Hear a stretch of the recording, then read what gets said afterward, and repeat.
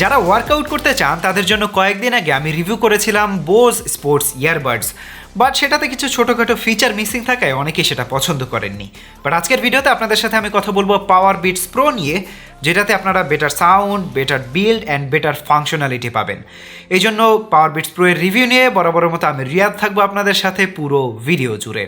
বর্তমানে 18,500 টাকায় পাওয়ারবিটস প্রো পাওয়া যাচ্ছে বসুন্ধরা সিটি লেভেল 6-এ থাকা ব্রাদার্স ইলেকট্রনিক্সে। ব্রাদার্স ইলেকট্রনিক্সে এই ডিভাইস ছাড়াও যে কোনো ফ্ল্যাগশিপ হেডফোন, ফ্ল্যাগশিপ স্মার্টফোনের স্পেশাল এডিশন অথবা ল্যাপটপ, অ্যাক্সেসরিজ সহ যে কোনো প্রোডাক্ট আপনারা কিনতে পারবেন। ব্রাদার্স ইলেকট্রনিক্সের সাথে যোগাযোগের সকল ঠিকানা ডিসক্রিপশন বক্সে দেওয়া থাকলো। এবারে বেশ বড় সাইজের এই চার্জিং কেসটা খুললেই পাওয়া যাবে পাওয়ারবিটস প্রো। পাওয়ারবিটস প্রো অনেকটা বিটস পাওয়ারবাডস 3 ওয়্যারলেস অথবা বিটস পাওয়ারবিটস প্রো-এর মতোই, কিন্তু এটা কিছুটা স্লিকার ডিজাইনের। এটি দেখতে অনেকটা স্পোর্টস ইন ইয়ার হেডফোনের মতোই এবং এতে এয়ার হুক থাকা সত্ত্বেও এটা দেখতে বেশ স্টাইলিশ লাগে। পাওয়ারবিটস প্রো কয়েকটি কালার স্কিমে available, like black, navy blue or ivory colours. Powerbeats প্রোকে অনেকক্ষণ কানে লাগিয়ে রাখা যায় কোনো রকমের বিরক্তিবোধ ছাড়াই। এটি ওজনেও বেশ হালকা এবং এয়ারহুক থাকায় এটি আপনাকে বেশ স্টেবল অ্যান্ড কমফোর্ট ফিট দেবে।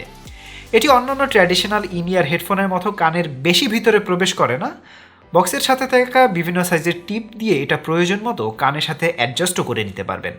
বাট আপনি যদি আমার মতো চশমা ব্যবহার করে থাকেন তাহলে এই হেডফোনটা অ্যাডজাস্ট করার সময় কিছুটা প্রবলেম হতে পারে এবং এতে ব্যবহার করা ইয়ারহুকটা অনেক বেশি হার্ড হওয়ায় লং টাইম ব্যবহারে আমার কানে কিছুটা পেন হয়েছে। সো ফিটিং ওয়াইজ এটা অনেক ভালো কাজ করেছে, বাট কমফোর্টেবল ওয়াইজ আমার ক্ষেত্রে খুব একটা ভালো কাজ করেনি। সো আপনারা অবশ্যই দেখে নেবেন এটা আপনার কানে অনেক বেশি কমফোর্টেবল ফিল হয় কিনা, বিকজ লং টাইম ইউসেজে আমার কানে কিছুটা আমি পেইন ফিল করেছি। তবে পাওয়ারবিটস প্রো এর কন্ট্রোল স্কিম বেশ ভালো। এর বিটস লোগোটি কয়েকটা বাটন হিসেবে কাজ করে যা বেসিক ফাংশনালিটি প্রোভাইড করে থাকে। একটা সিঙ্গেল ট্যাপের মাধ্যমে মিউজিক প্লে অথবা পজ কিংবা কল ম্যানেজ করা যায়, ডাবল ট্যাপের মাধ্যমে পরবর্তী ট্র্যাকে এবং ট্রিপল ট্যাপের মাধ্যমে পূর্বের ট্র্যাকে ফিরে যাওয়া যায়। বাটটির উপরে থাকছে একটি সুন্দর ভলিউম রকার। বেসিক ফাংশনালিটি বাটনটিতে লং প্রেস করে ধরে রাখলে ভয়েস অ্যাসিস্ট্যান্ট অ্যাক্টিভ হয়। ইয়ারবাডসের মাইক্রোফোন ব্যবহার করে ভয়েস কমান্ড করা যায়, ফলে ফোনটি দূরে থাকলেও আপনি ভয়েস কমান্ড করে ফোনটিকে কন্ট্রোল করতে পারবেন। পাওয়ারবিটস প্রো এর একটি স্মার্ট ফিচার হচ্ছে এটা কান থেকে খুলে ফেললে অটোমেটিক্যালি মিউজিক পজ হয়ে যায় এবং আবার কানে লাগিয়ে নিলে মিউজিক প্লে হয়ে যাবে। কিছুটা বাল্কি হওয়া সত্ত্বেও মোস্ট আদার ইন ইয়ার হেডফোনসের মতো পাওয়ারবিটস প্রো ভেরি ব্রিদেবল। এটি কানের ভেতরে হিট আটকে রাখে না, ফলে স্বাভাবিকের তুলনায় বেশি ঘাম ঝরে না, তাই স্পোর্টসের জন্য এটি একটা ভালো অপশন। পাওয়ারবিটস প্রো এর সাথে থাকা হার্ড কেসটি অনেক বেশি রাফ অ্যান্ড টাফ টাইপের, বেশ ভালো, যা আপনাকে 15 ঘন্টা এক্সট্রা ব্যাটারি লাইফ দিতে পারবে। কিন্তু এতে থাকা একমাত্র ব্যাটারি ইন্ডিকেটর লাইট দিয়ে সঠিকভাবে রিমেইনিং ব্যাটারি লাইফ পরিমাপ করা সম্ভব হয় না, যেটা বোস স্পোর্টস ইয়ারবাডসে সম্ভব ছিল। হার্ড কেসটি বেশ বাল্কি এবং বড় সড়ো, পকেটে ঠিকভাবে এঁটে যায়, কিন্তু বাইরে থেকে এটা দেখতে পাওয়া যায়। সত্যি বলতে পাওয়ারবিটস প্রো অনেক ওয়েল বিল্ট একটা হেডফোন, যেটা দীর্ঘদিন পর্যন্ত অনায়াসে আপনি ব্যবহার করতে পারবেন এবং আমি আপনাকে গ্যারান্টি দিয়ে বলতে পারি এটা 5-10 বছর ব্যবহারে এটা কোনো রকমের প্রবলেম আপনাকে দেবে না। অ্যাটলিস্ট বিল্ড ওয়াইজ আপনাকে কোনো ধরনের প্রবলেম দেবে না। ব্যাটারি কতদিন থাকবে সেটা বলতে পারছি না, but build wise it's a very tough build. পাশাপাশি এটা যেহেতু প্লাস্টিকের তৈরি তাই অনেক বেশি হালকা এবং কিছুটা চিপ ফিলিংও দেয়। বাট যেহেতু এখানে বিটসের লোগো রয়েছে তাই প্রিমিয়ামনেস নিয়ে কোনো কথা বলতে চাচ্ছি না। তবে এর পাশাপাশি এটাতে কিন্তু আপনি IPX4 রেটিং পেয়ে যাবেন। সো এটাতে আপনি হালকা পানির ঝাপটা বা ঘাম থেকে বেঁচে থাকবেন। তবে আমার ব্যবহারে আমি এটা পানির দিয়েও বা ঝর্ণার নিচেও গোসল করতে পারবেন, বাট এটাতে কোনো রকমের প্রবলেম আমি আসলে খুঁজে পাইনি। সো আপনি চাইলে এটাতে হয়তো গোসলও করতে পারবেন, বাট অবভিয়াসলি আমি আপনাকে সেটা রিকমেন্ডেড করবো না বা রিকমেন্ডেশন দেবো না, বাট আপনি চাইলে করতে পারবেন। আমি করতে পেরেছি। ইয়ারহুক থাকায় এটি বেশি স্ট্যাবল এবং কানের সাথে ভালোভাবে আটকে থাকতে পারে, তাই স্পোর্টস হেডফোন হিসেবে এটি আপনার জন্য একটা সেরা অপশন হতে পারে। ওয়ার্কআউট কিংবা রানিংয়ের সময় এটি কান থেকে খুলে পড়ে যাওয়া অনেকটাই অসম্ভব। এটি কানের বেশি ভিতরেও ঢুকে যায় না, তাই আপনাকে বারবার হাত দিয়ে এটার পজিশন ঠিক করার ঝামেলা থেকে একদম মুক্ত থাকবেন। অন্যান্য ইন ইয়ার হেডফোনের মতো এটিতে রয়েছে excellent frequency response consistency. Powerbeats Pro থেকে কনসিস্টেন্ট বেস এবং ট্রেবল ডেলিভারি পাবেন যদি এটার সাথে দেয়া টিপগুলো ব্যবহার করে থাকেন। বিটসের অন্যান্য হেডফোনের মতো পাওয়ারবিটস প্রো এর বেস রেসপন্স ছিল রিমার্কেবল। বেস হেভি মিউজিক যারা পছন্দ করেন তারা তো এটা অবশ্যই লাইক করবেন, পাশাপাশি এটা অ্যাডুকুয়েট অ্যামাউন্ট অফ ট্রেবলও প্রডিউস করতে পারে। সো যারা একটু বেস হেভি মিউজিক পছন্দ করেন তাদের জন্য পাওয়ারবিটস প্রো অবশ্যই সাজেস্টেড। হেডফোনটার ভোকাল এবং লিড ইনস্ট্রুমেন্টের সাউন্ড ছিল একদম টপ নচ, তবে ট্রেবেলের অ্যাকুরেসি ওকে টাইপের। সো আপনি এখানে ট্রেবেলের কিছুটা অসামঞ্জস্যতা পাবেন, এই জন্য সাউন্ড কিছুটা ডাল এবং লাইফলেস মনে হতে পারে অনেকের কাছেই। পাশাপাশি এর প্রাইস বিবেচনায় এখানে কোনো রকমের নয়েজ ক্যান্সেলিং ব্যবহার করা হয়নি, অনলি প্যাসিভ নয়েজ আইসোলেশন যেটা পাবেন সেটা অন্যান্য হেডফোনেও পাবেন, বাট এটা আপনাকে কোনো রকমের অ্যাক্টিভ নয়েজ ক্যান্সেলিংয়ের সুবিধা দিতে পারবে না, যেটা আপনারা এয়ারপডস প্রো অথবা সোনির অন্যান্য হেডফোনগুলোতে পেয়ে যাবেন। এবার এটার সাউন্ড লিকেজ নিয়ে যদি কথা বলি তাহলে আমি বলবো এটা বেশ ভালো রকমেরই পারফরমেন্স করেছে। এই জন্য আপনি যখন জিমে ওয়ার্কআউট করতে থাকবেন তখন আপনার পাশের জন আপনার হেডফোন থেকে কোনো রকমের মিউজিক শুনতে পারবে না। পাশাপাশি আপনি যদি কারোর সাথে কথাও বলতে থাকেন তাহলেও যার সাথে আপনি কথা বলছেন তার সাউন্ডগুলো বাইরে লিকেজ হবে না, আপনার আশেপাশের কেউ শুনতে পাবে না। নর্মালি হেডফোনের ক্ষেত্রে এই প্রবলেমগুলো দেখা যায় যে অনেক জোরে জোরে সাউন্ড হচ্ছে এবং আশেপাশে যে মানুষ রয়েছে তারাও আপনার সাউন্ডটা শুনতে পাচ্ছে, যেটা অনেক সময় অ্যানোয়িং হতে পারে। বাট ওই দিক দিয়ে Powerbeats Pro was very good.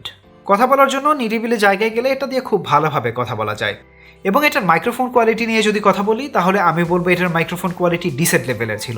যেহেতু বুঝতেই পারছেন এটা একটা ইনিয়ার হেডফোন, তাই আপনার মাইক্রোফোনটা অনেক দূরে থাকছে, আপনার মুখ থেকে মাইক্রোফোনটা কিন্তু বেশ দূরে থাকছে। সো যে কোনো মাইক্রোফোনই আসলে স্ট্রাগল করবে এত দূর থেকে আপনার সাউন্ডটা ক্যাপচার করতে। এই জন্য আপনি বাসা বাড়িতে যখন থাকবেন বা কোনো একটা পার্কে বসে থাকবেন তখন এটা দিয়ে আপনি খুব ইজিলি ভালোভাবে কথা বলতে পারবেন।